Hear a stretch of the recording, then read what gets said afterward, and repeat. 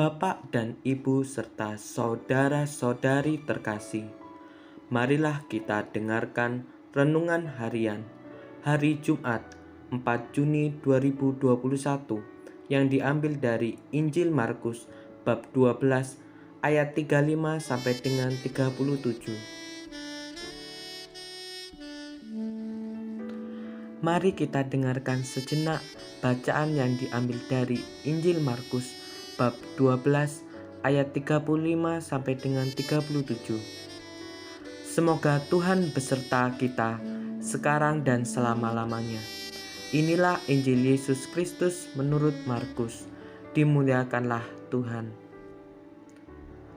Pada suatu kali ketika Yesus mengajar di Bait Allah, ia berkata, "Bagaimana ahli-ahli Taurat dapat mengatakan bahwa Mesias adalah anak Daud?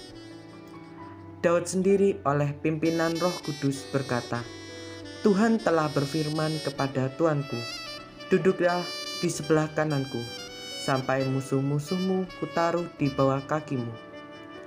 Daud sendiri menyebut dia tuannya. Bagaimana mungkin ia anaknya pula? Orang banyak yang besar jumlahnya mendengarkan dia dengan penuh minat. Demikianlah Injil Tuhan. Terpujilah Kristus.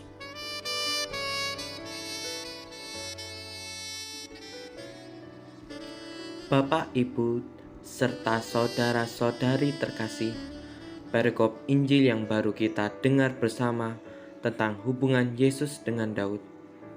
Sejenak kita melihat kembali Injil Matius bab 1 ayat 1 sampai dengan 17. Di sana berbicara tentang silsilah Yesus Kristus. Dalam ayat 16 disebutkan bahwa Yakub memperanakan Yusuf, suami Maria, yang melahirkan Yesus yang disebut Kristus. Dan kalau ditinjau dari garis keturunan secara pertalian darah atau kekerabatan, dari Daud ada 14 keturunan sampai pembuangan ke Babel, dan 14 keturunan lagi dari pembuangan Babel sampai Kristus. Dengan demikian, dari Daud sampai Yesus ada 28 keturunan.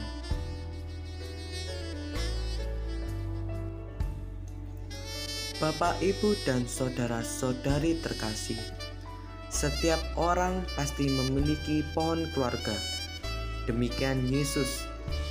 Namun demikian, sebenarnya Yesus Sang Mesias adalah pribadi Allah, putra yang sudah ada sejak adanya Allah.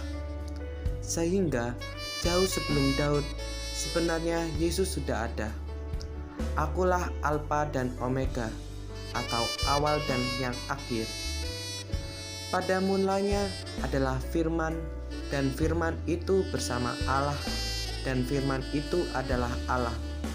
Dan Firman itu telah menjadi manusia dan diam di antara kita.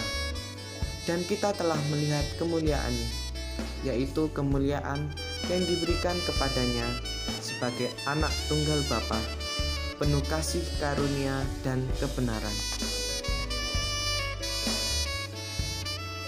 Bapak, Ibu, dan saudara-saudari terkasih, jika kita lihat secara tekstual, bacaan Injil hari ini jelas-jelas membantah tentang perkataan ahli-ahli Taurat yang menyatakan bahwa Mesias adalah anak Daud. Bantahan ini jelas menunjukkan bahwa pribadi Kristus bukanlah bicara dari kata lahiriah atau kedagingan. Tentang Mesias yang menunjukkan pada dirinya adalah terlepas dari garis keturunan secara lahiriah, melainkan dari jalur sabda atau roh. Maka Mesias sudah ada sebelum Daud. Dalam ayat 36, Daud sendiri oleh pimpinan Roh Kudus berkata, Tuhan telah berfirman kepada Tuanku, dudukilah di sebelah kananmu sampai musuh-musuhmu kutaruh di bawah kakimu. Pernyataan Daud ini merupakan tingkatan dan kedudukannya lebih rendah dari Sang Mesias. Sebab yang dimaksud oleh Daud, Tuanku tidak lain adalah Allah Putra, ya Yesus Kristus, Sang Mesias itu sendiri. Bapak, Ibu, dan saudara-saudari terkasih, dalam peristiwa Minggu Palma, di mana Yesus dielu-elukan, umat dengan mengibarkan daun palma, dengan bersorak dan bermandahkan dengan lantang, Hosana Putra Daud, terpujilah Allah yang Maha Tinggi, merupakan suatu harapan dan cita-cita supaya Yesus sebagai Raja yang sepadan dengan Daud, yakni mampu menyelesaikan atau mengantar bangsa Israel atau Yahudi dari penindasan penjajah Romawi. Hal inilah yang membedakan visi dan misinya Yesus datang ke dunia, yaitu membebaskan manusia dari belenggu dosa. Dia sebagai penebus dunia, Sang Juru Selamat.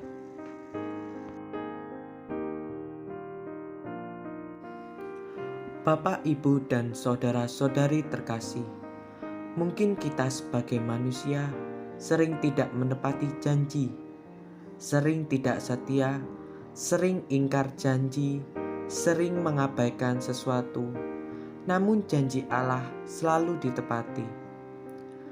Ketika manusia jatuh dalam dosa asal, Allah telah berjanji, "Aku akan mengadakan permusuhan antara keturunanmu, hai ular, beludak, dengan keturunan, dan seorang wanita akan menginjak dan meremukkan kepalamu."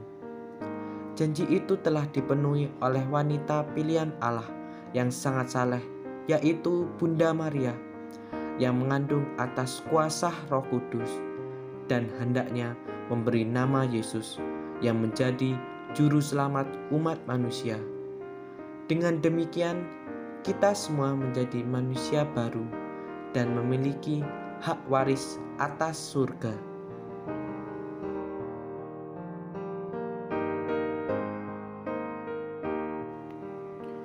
Bapak, Ibu, dan saudara-saudari terkasih, kini sampailah pada renungan ini dan dapat disimpulkan beberapa hal, yaitu 1. Secara lahiriah, Yesus memang keturunan Daud. Dalam silsilahnya ada 28 generasi. Kedua, Daud sendiri menyebut Yesus adalah Tuannya. Ketiga, Yesus ada bersama Allah dan firman itu bersama-sama dengan Allah. Keempat, kehadiran Yesus di dunia atau bisa disebut sebagai Mesias adalah untuk menebus dosa-dosa manusia. Yang kelima, Allah tetap setia akan janjinya, walaupun manusia pada dasarnya tidak setia.